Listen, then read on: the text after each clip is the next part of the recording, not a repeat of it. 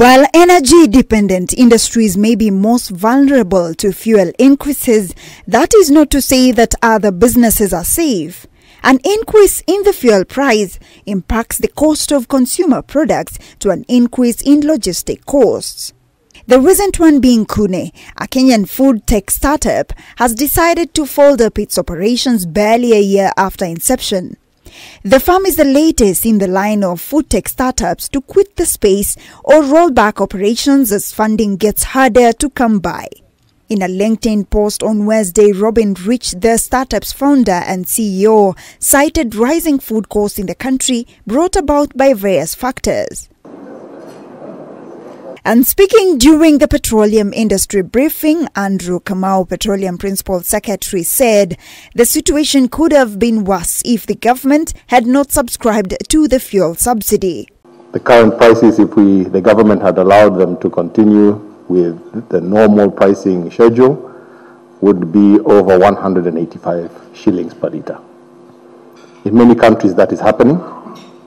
When we look at what the prices are elsewhere, they are on the way to 200. The Petroleum PS reiterated the government's position that fuel stabilization fund is unsustainable in long term. Through the kitty, the government has managed to keep the pump prices low over the last 1 year, but at the expense of other government programs that need funding. So we needed to pay something like 70 million shillings per day into the option.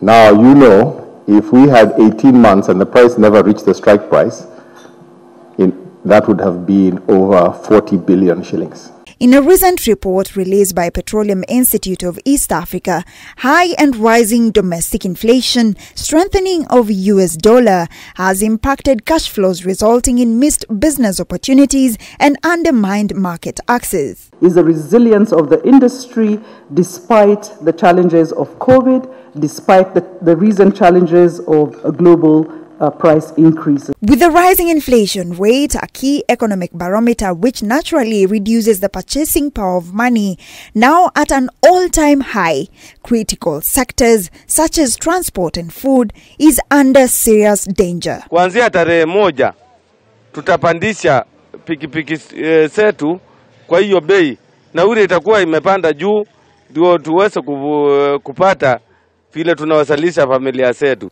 With little cash in hand to run such businesses, Kenya is still staring at a lot of losses. Linda Koskei, K24 TV.